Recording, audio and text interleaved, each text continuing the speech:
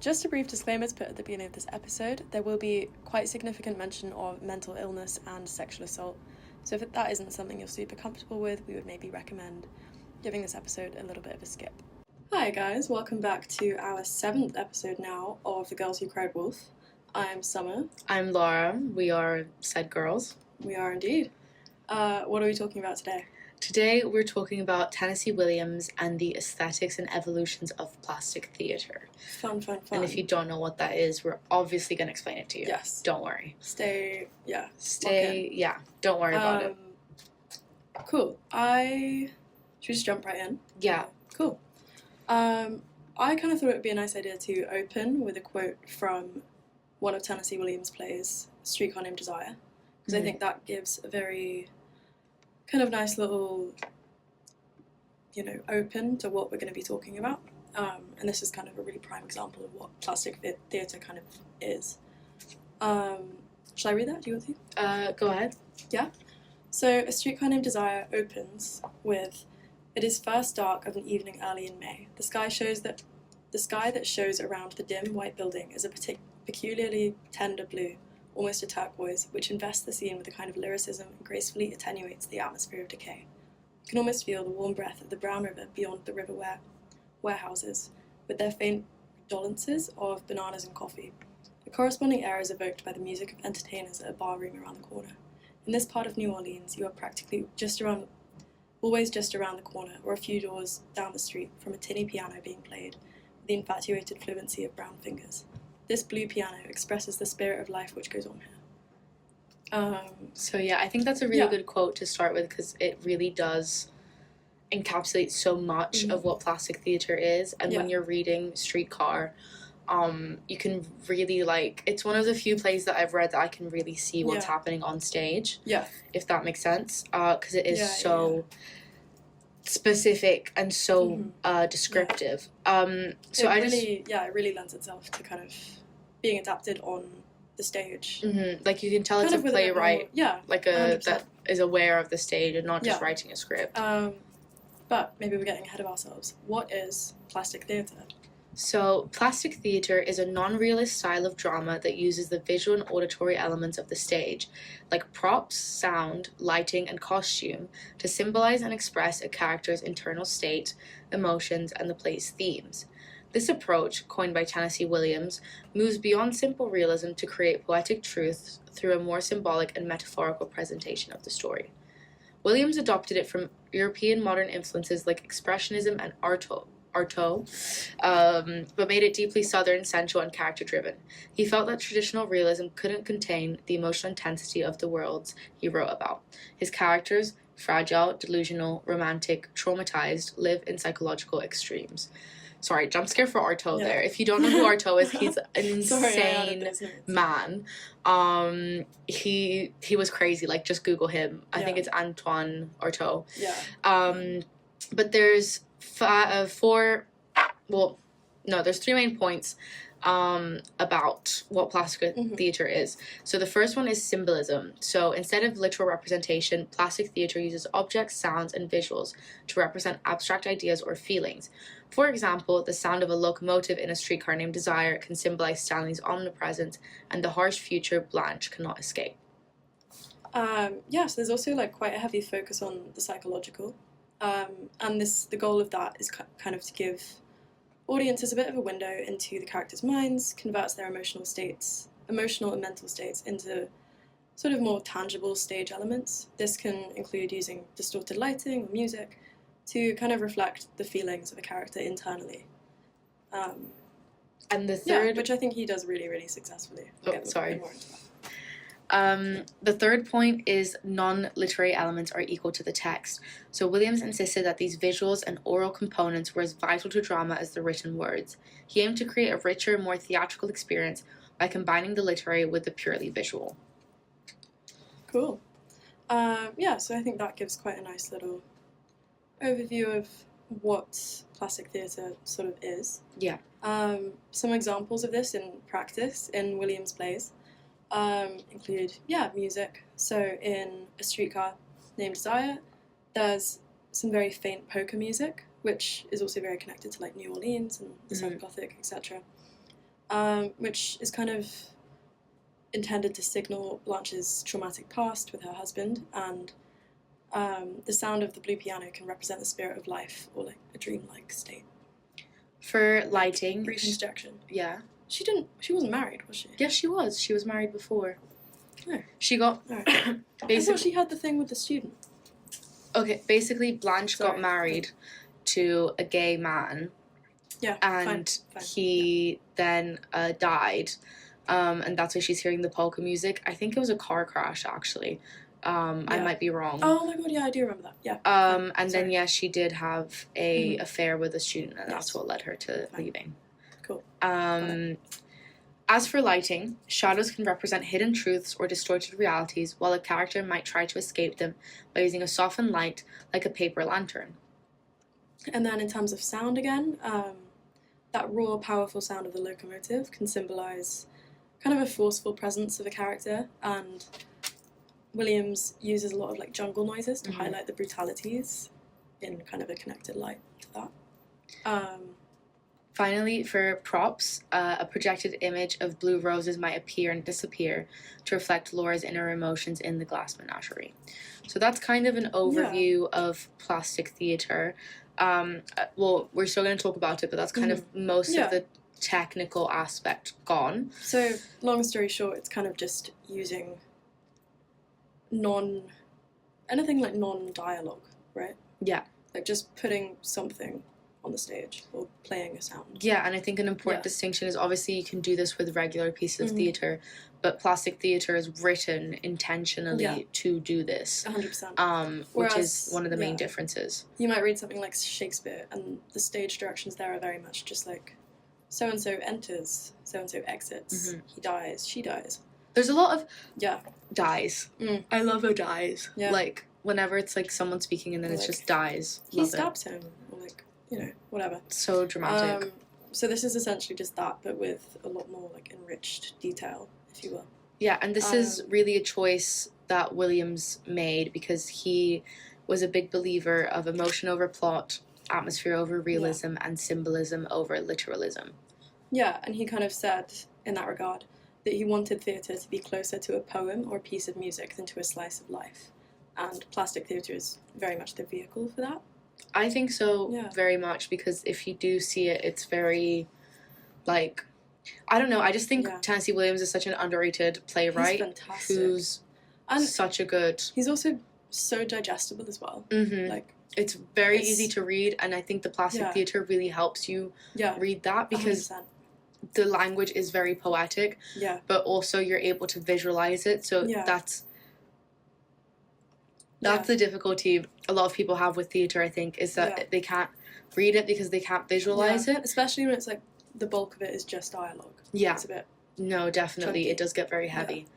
But Tennessee Williams himself, let's talk about him contextually. He was from the South, Yeah. and at the time of writing, the South, definitely This is Streetcar. Southern US. As Yeah, well, sorry, for all our English listeners. Southern US. Yes. Yeah, no, he was not from Kent. From Brighton. Yeah. There's a big like upheaval happening in America because obviously slavery had just been abolished. Mhm. Well, slavery had been abolished, but the Yeah. economy took a lot of time to recover from Yeah. the hit of that, in a sense, in the Mhm. South, because so much of their labor was reliant on slavery. And so, fun Yeah. fact, that's actually why peaches are such a big thing in Georgia, because Oh. they planted peaches in order to, like, they made a whole peach economy Oh, in order wow. to replace the cotton trade that was there Oh. before. So that's why you hear so much about Interesting. Georgian peaches, because I've they... never heard about Georgian peaches. The Georgia peach. Nope. I get my peaches out in Georgia. Nope. You never heard Never of Justin heard Bieber of song? No. Girl. Justin Bieber. Yeah, Justin Bieber has a song called Peaches. Says he gets his peaches out in Georgia. He gets his weed I'm from out the loop. California. Okay. You've never heard this? No. All right. Now I just look like an Oh. idiot. Everyone go listen to Peaches by Justin No. Bieber. We're not encouraging yeah, that, no. but yes, that is a Kind fun of- fact for you. Yeah. But in that regard, he has a lot of characters that are kind of faded Southern belles. Like Blanche in Streetcar, Amanda, who is the mother in Glass Menagerie.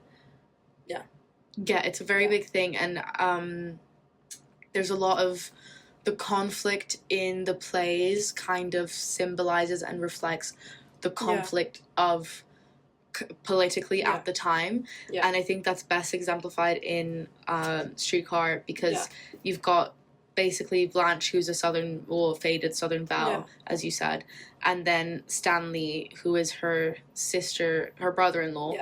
And I was gonna say sister's husband, not sister. But he's kind of this new America. He's an immigrant. He works. He he's Polish. He's a Polish immigrant, and he's a working Polish immigrant, and obviously Southern Belles didn't really do much. So it's this big contrast because every single thing about them is so different. So it really represents like the old and new America. Yeah, very much so. And there's also like a real queer subtext to a lot of his plays. So as the aforementioned husband of Blanche, he was homosexual, but like obviously not publicly. And then he shoots himself, doesn't he? Yeah. And that kind of he does shoot himself. It wasn't a car crash. Catalyzes the spiral that Blanche eventually goes down. Yeah. Should we? It's also important to note that Tennessee Williams himself was gay. Yeah. And that's why so many of his characters are individuals who are kind of on the brink of society, because I suppose that's how he felt at the time, when it's obviously not very safe to be openly gay in America. So you can really feel that in the text. Yeah. And there's also like a lot of, again, to bring it back to the Southern, a lot about the Southern Gothic, definitely. Yeah. So the Southern Gothic is also quite a big part of all of this,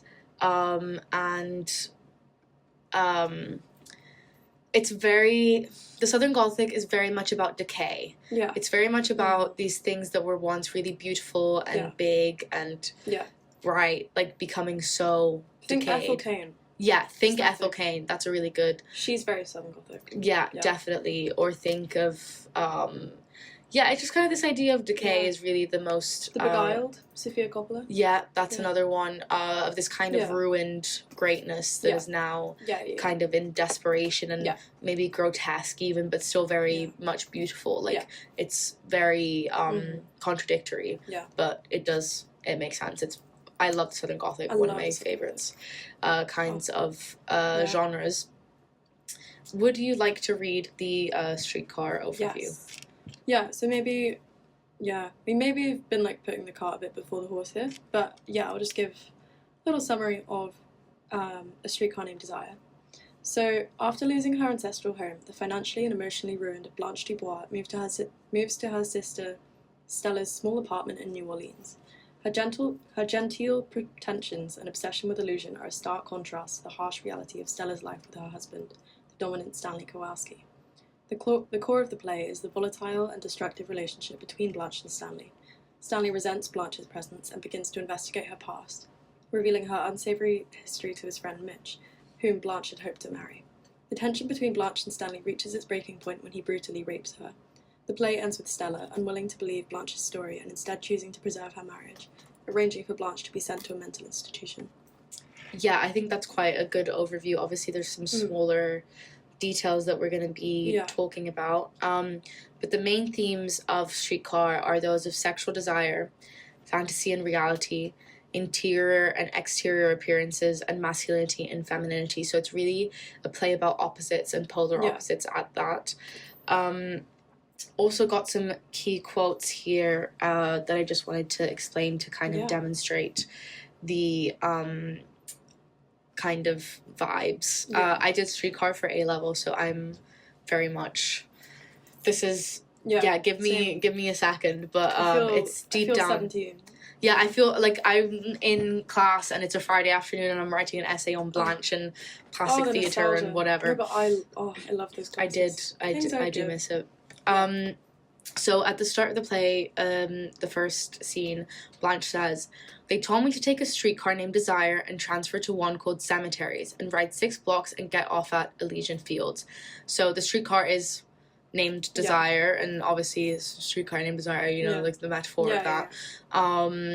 And this idea of like the cemeteries and Elysian Fields.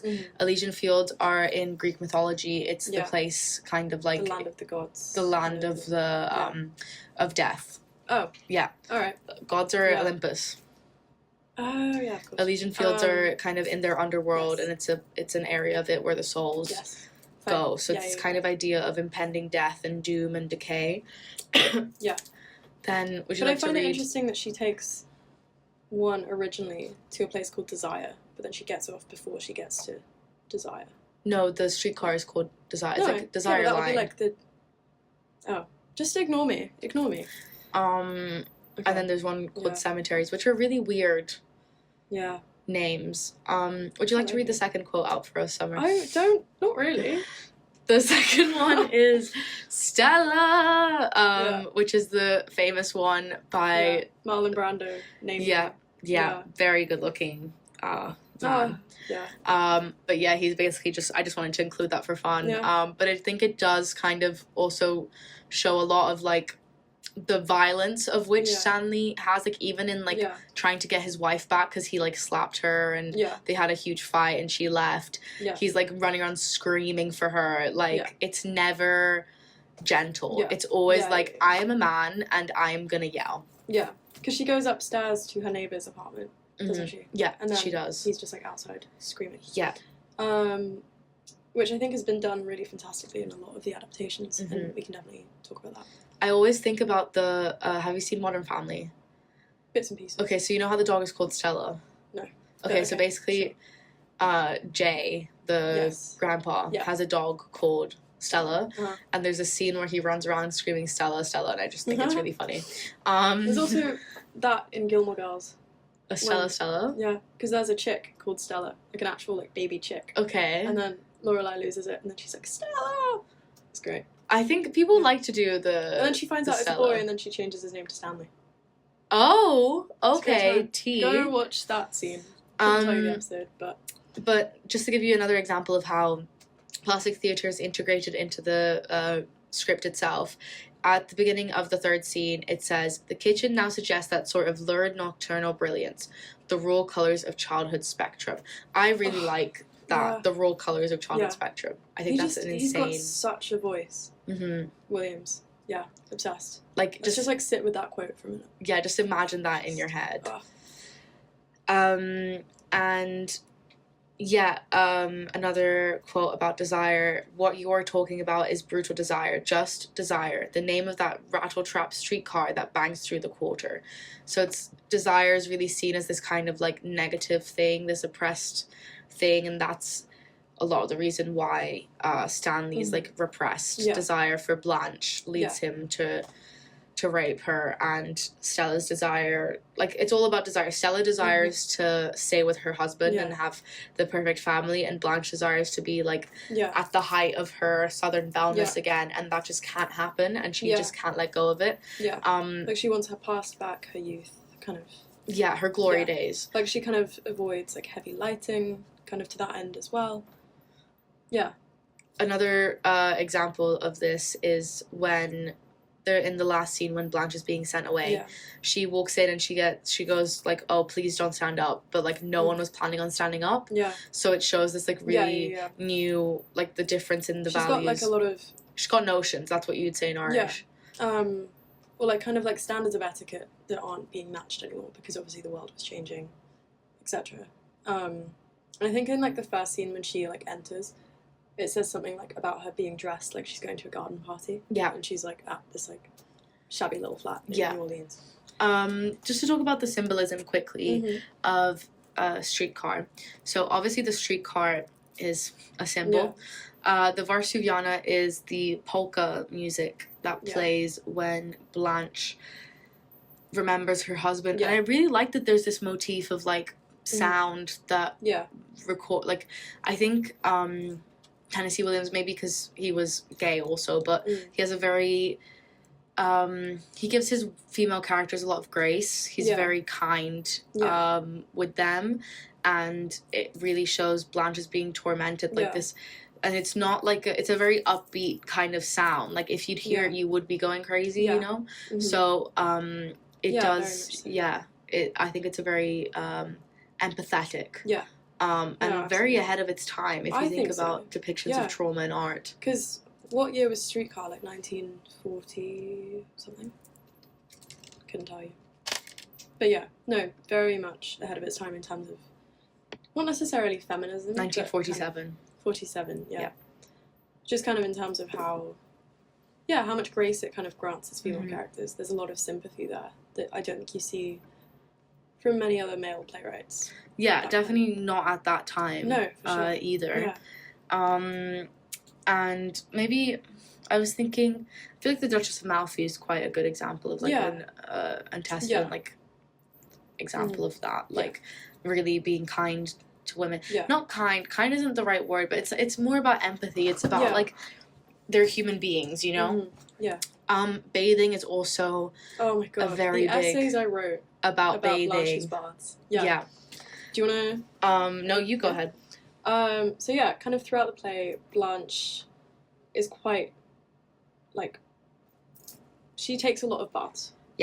She's much. basically always taking a bath. But they kind of really symbolize this desire to kind of wash away her past sins, and they kind of end up being like a failed attempt at an emotional cleansing of some sort. Mm-hmm.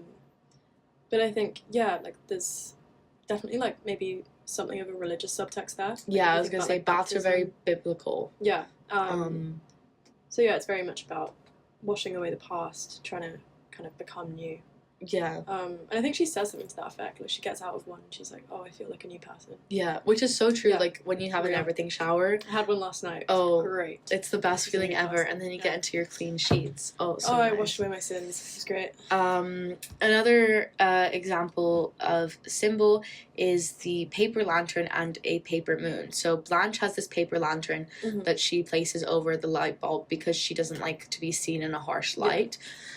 Real. And that's basically just this is what I mean by Williams being so ahead of his time, because these are just tiny little snippets and behaviors that show so much about a person's psyche. Yeah. And like this kind of desire to be hidden away and like not be perceived. Yeah.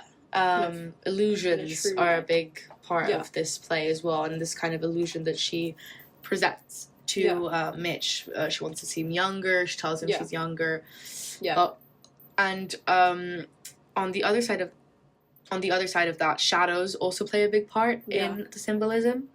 Yeah, very much so. Like if you think back to like the lurid nocturnal brilliance, Yeah. like everything's kind of about illumination versus darkness. Yeah. And Kind of- there's yeah. the scene where Stanley rapes Blanche, and there's Yeah. basically all these shadows like on the Yeah. wall. And it's really, really descriptive, and it's like Yeah. kind of like monstrous and brutal and It's very jarring to watch. Yeah. jarring. It's- Yeah, jarring is the word. But that's kind of an idea of how Mhm. these symbols are really good examples of plastic Yeah. theatre, I think. I agree. And then you've also got the blue piano, which Mhm. is kind of a musical motif that expresses Blanche's kind of psychological turmoil as the climax of the play approaches. It kind of gets like a little bit more noticeable, a bit louder, a bit more intense. And that really, kind of does more for the play than... I don't know where that sentence is going. But It does do more Yeah. for the play than I think the motifs, the Yeah. sound motifs yeah. in the play do a lot Yeah. for the 100%. play, definitely. Sorry. Yeah. Sorry. I didn't get very much sleep last night. So then you've also got the locomotive, and the sound of that approaching kind of foreshadows Stanley's very destructive presence, harsh realities Blanche can't escape. Which again kind of gradually gets more intense. Like at the start they're quite mellow, and then as the play kind of climaxes and things are revealed, get louder. I also think it's very interesting. I just had this thought about how the locomotive is like this kind of new invention and this Mhm. symbol of modernity, and that's Stanley's Yeah. representation. And Blanche talks a lot about the streetcar. Yeah. I think that shows this is the really Yeah. subtle ways in which Williams Yeah. is again 100%. setting up this like tension between the old and the new. Yeah. Man was very clever. Yeah, insane. Yeah.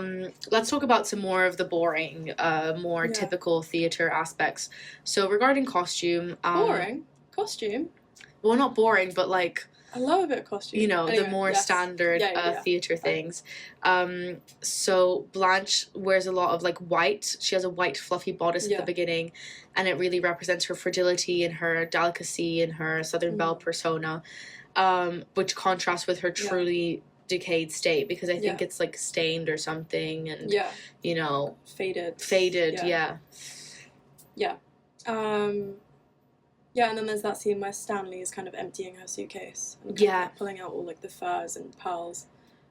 And he's like, "Oh, I'm gonna get like an appraisal of this." 'Cause he Yeah. doesn't understand why she's got Very money from it. aggressive. But, yeah. And speaking of Stanley Yes. being aggressive, And then in terms of props and staging, Stanley's quite violent act of throwing the radio out of the window during a scene where a few of the guys in the play are playing poker really kind of further illustrates his savage masculinity and dominance, and really shatters like Blanche's romantic waltz that she's having in the apartment with Mitch as well. I also think it's a really interesting. The poker scene is a very pivotal scene Yeah. in this play,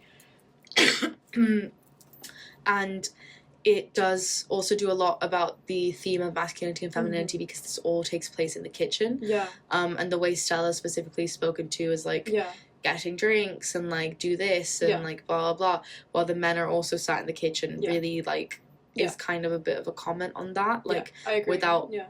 being outwardly feminist. I think it is very feminist in its take. Yeah. And if I remember correctly, Blanche and Stella go out to like a bar or like for drinks or something. Yeah. Because they don't want to be around. Like there's a real separation of kind of gender roles Hmm. in the play. Yeah, very Yeah. much so. Sound wise, we already spoke about this, but there's a lot of jungle cries during Blanche's breakdown, and when Stanley rapes her. And as for the setting, the contrast between their old house called Belle Rêve, and which means beautiful dream in Yeah. French, which is now decay. Another example of Southern Gothic. It's a decayed Yeah, estate. yeah. And the cramped New Orleans apartment Stella lives in. It's like a very stark contrast. Even if you don't see Belle Rêve, Yeah. like you kind of get an idea of it, because Blanche is always yapping on about it. And there's Yeah. also a lot of... But I think it's more effective that we don't see it, because it's kind of like this nostalgia for something that she won't ever get back. Yeah. So I think not showing the audience that as a setting explicitly was a very smart decision on his part. I think so too, because everybody imagines it differently as well, Yeah. and then whichever way you imagine it is the way that like Yeah. best suits it for you in that Mm. sense, and it gives you this kind of... It's kind of this Yeah. place that doesn't really exist. Yeah, very much so. Yeah. So that's basically an overview of Streetcar. We've tried to go as deeply as we can remember, but Summer's now gonna talk us through some adaptations, starting off with my favorite one. Oh my god, it's so good. So yeah, I kind of have just a kind of brief summary of two adaptations of Streetcar. The first of which was from 2014, and it was directed by Benedict Andrews and debuted at the Young Vic in London. So this one cast Gillian Anderson as Blanche. So good. So good. Vanessa Kirby, also incredible, as Stella, and then Ben Foster as Stanley. So have you seen this? Yeah. Yeah. I watched it online, obviously. Yeah, me too, yeah. So the staging of this is very, very contemporary. Period costumes and vintage style designs were kind of quite scrapped. They were kind of in a little bit more contemporary clothes. Like Stanley wears a lot of like Hawaiian shirts. Yeah. That makes sense for his Yes, character. Yes, it does. But it also uses a skeletal and rotating set, which I really think lends itself, especially because the Young Vic is like an amphitheatre, Yeah. so the stage is in the middle, and then you've got seats all around. So it's really, really effective to kind of rotate that stage. And it's not a fixed, realistic New Orleans apartment. It's just kind of got the structure, or like the beams, but not very many walls. I think it has maybe like one curtain. And it kind of allows the audience to become both observer and insider. I think it also goes back to that theme of reality Yeah, and 100%. fiction, like Yeah. appearances. Mhm. Like it's really like bare Yeah. bones, and you get to Yeah. kind of impress your own thoughts onto it. And I think the play really orients around like emotional and relational boundaries Mhm. and kind of taking away those physical boundaries. Yeah, really lends itself. And then in terms of music and sound, Andrew's really kind of reimagined the original.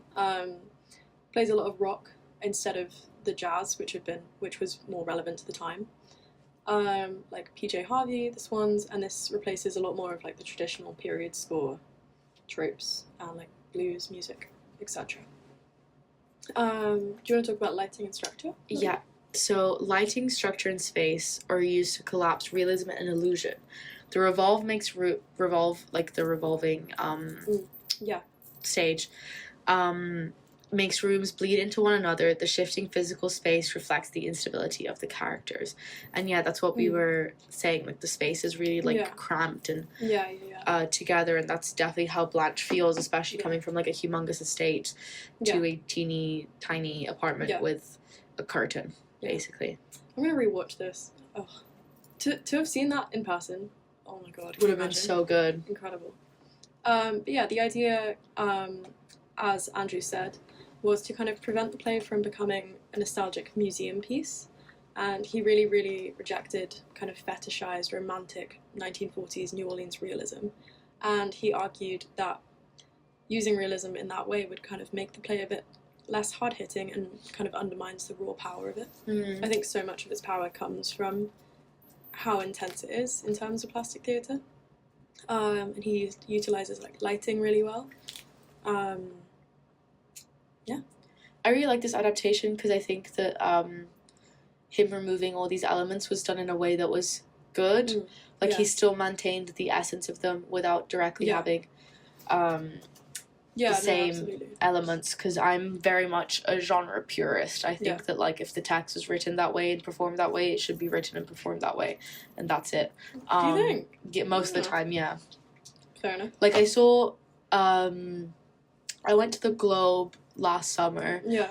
And with my parents, and we saw an adaptation of Romeo and Juliet, and it was very good, but like it was set in the West, and like they were singing and dancing. Well, do you not like Baz Luhrmann's Romeo and Juliet?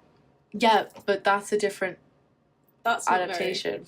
They have guns in that, and Hawaiian shirts. Again. That's true. That is a very good adaptation. But I think that what I'm saying is it maintains the essence of it without becoming silly. 100%. It's modernizing the play rather than, because it's basically the same thing, just in a different setting. Yeah. But the way that it was done, like they were trying to do a Baz Luhrmann, it just was not a great adaptation. Maybe it's just me. No, I agree. But there is, when you change it, it's very, like, you have to do a good adaptation to make me happy. I agree.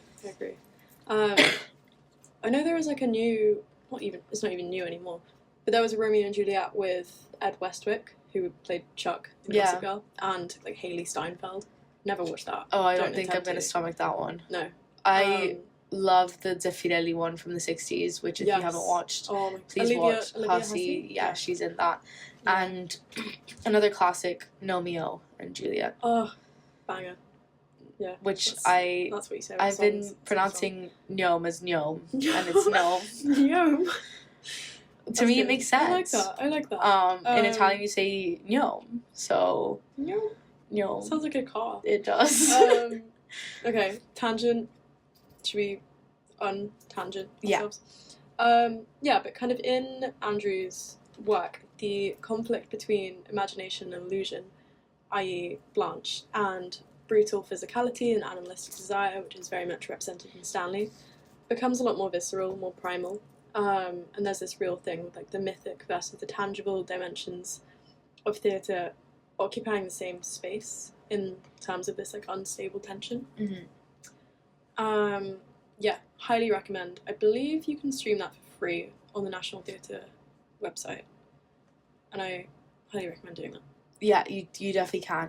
So that's our wrap on A Streetcar Named Desire, and we will be talking about this again in contrast with The Glass Menagerie. Yeah. But I think it's also I think a streetcar is an exemplary piece of work of plastic theatre, but it is also important to remember that Williams wrote other plays, such as The Glass Menagerie from 1944, which actually came before Streetcar. Yeah, and this was kind of what like actually really launched him into fame. Yeah, it was his first like major success. Mm-hmm. But yeah, so give you a little plot summary of that. The Glass Menagerie is Tom Wingfield's haunting memory of life with his anxious mother Amanda and his painfully shy sister Laura. Sorry. I don't Spelled mind. the same as yours, but she's called Laura. Oh. In a cramped St. Louis apartment. As Amanda dreams of securing a gentleman caller to save the family, Tom invites his co-worker Jim home for dinner. A visit that briefly brings Laura out of her shell before ending in disappointment. Torn between duty and escape, Tom ultimately leaves, but finds he can never outrun the guilt or the ghost of the sister he abandoned. Wow. Yeah. It's very, very good. Some of the main themes in The Glass Menagerie are memory, abandonment, illusions and dreams, and escape. So there's really kind of an overlap here with A Streetcar as well, which really shows like Williams' concern with these ideas. Yeah. He was very honed in on like psychologically trapped women, and I respect that. Mm-hmm. So we're gonna go through some quotes here. I'm gonna start off with this one that I really liked, that says, "Well, in the South we had so many servants, gone, gone, gone, all vestige of gracious living, gone completely. I wasn't prepared for what the future brought me. All of my gentlemen callers were sons of planters, and so of course I assumed that I'd be married to one, and raise my family on a large piece of land with plenty of servants. But man proposes, and woman accepts the proposal. To vary that old saying a bit, I married no planter. I married a man who worked for the telephone company, a telephone man who fell in love with long distance."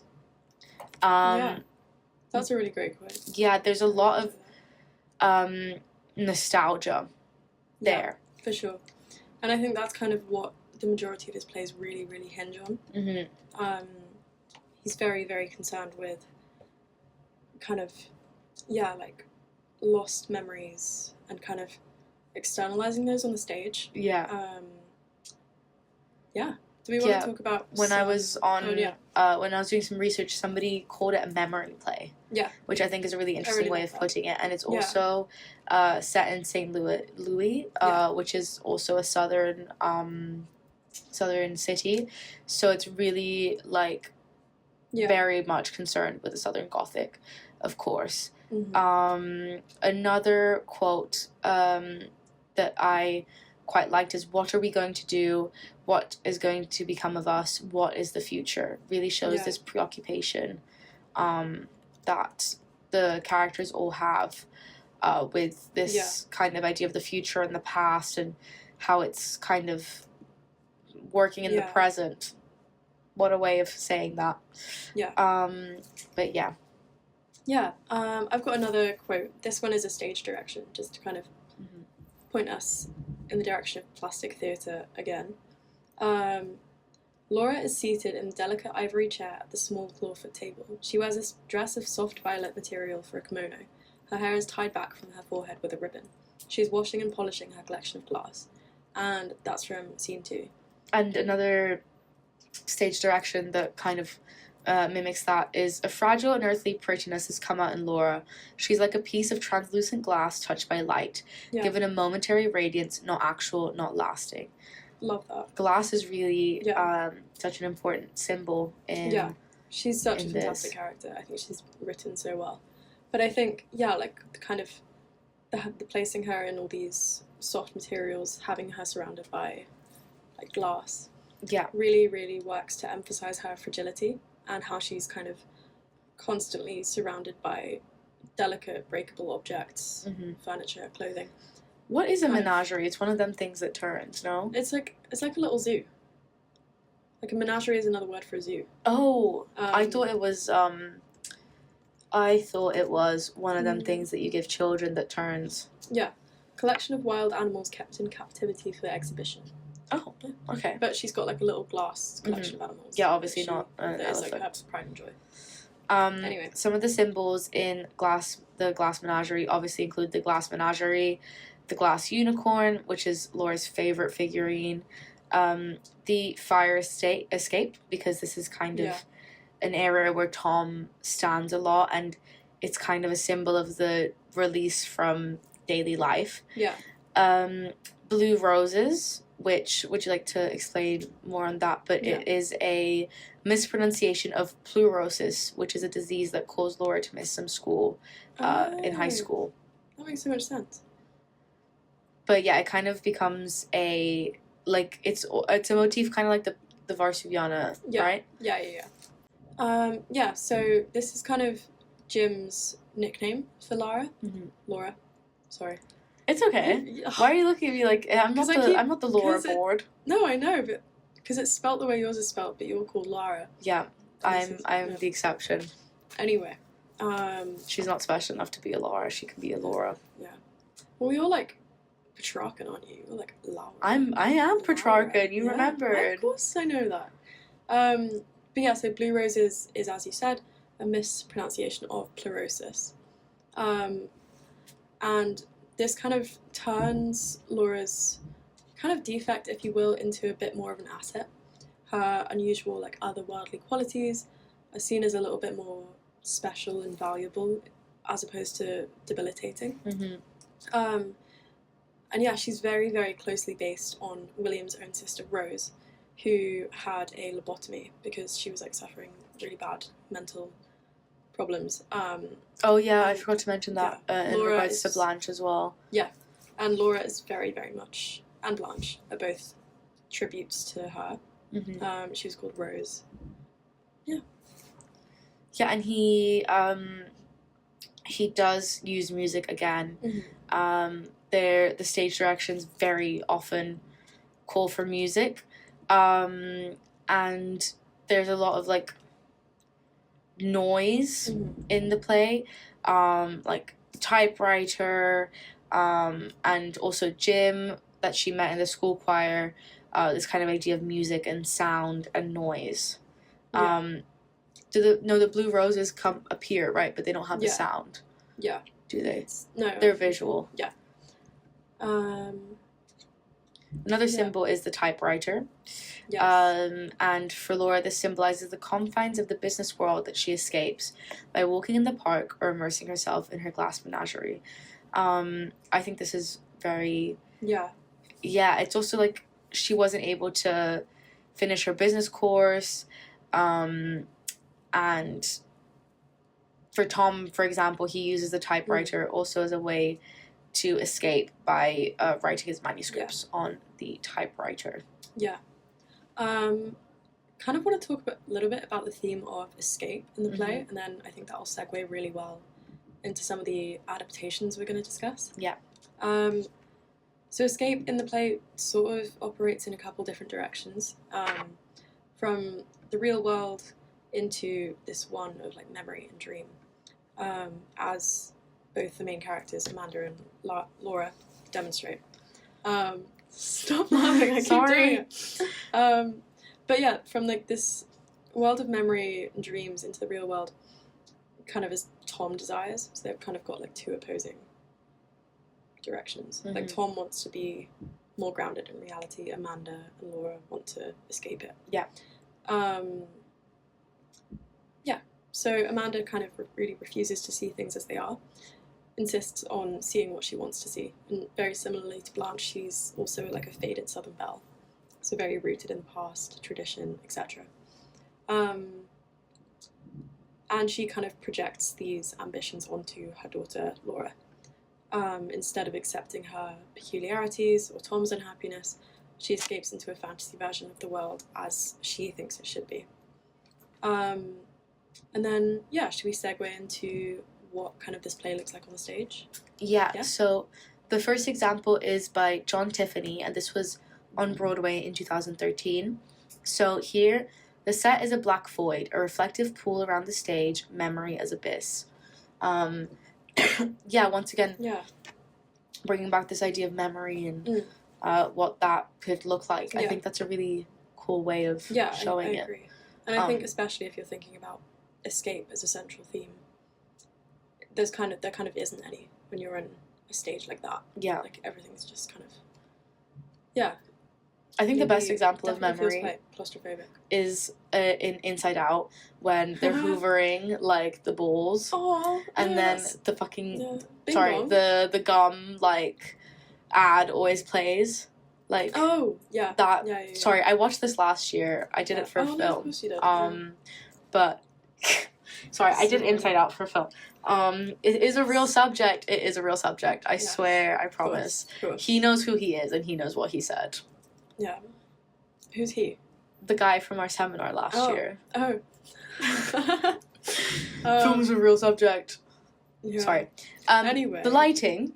Summer. Yeah, so kind of the lighting in Tiffany's adaptation is very soft, very dreamlike, and the walls kind of very much dissolve, and scenes kind of take on the appearance of floating, especially when you have like this pool beneath the stage. It kind of, like creates a really nice symmetry and reflects the characters back onto themselves. And the movement, once again, is very much choreographed with like subtle dreamlike gestures. And yeah, Tom kind of narrates from the fire escape in one scene as though he's kind of talking across like this infinite gulf, because the stage is so dark and kind of all that's illuminated is the furniture and the characters. Yeah. Is this plastic theatre? Well, yes. There is some debate as yes. to whether or not it is. I think it's kind of in its earlier form of development, whereas I think the later play of Streetcar is like the pinnacle of it, if that makes sense. I think he's certainly taken some artistic liberties. But I mean, I don't think there's anything super wrong with that. But yeah, he very much replaces realism with more emotional architecture. And the family kind of seem to exist on this like fragile island in Tom's mind.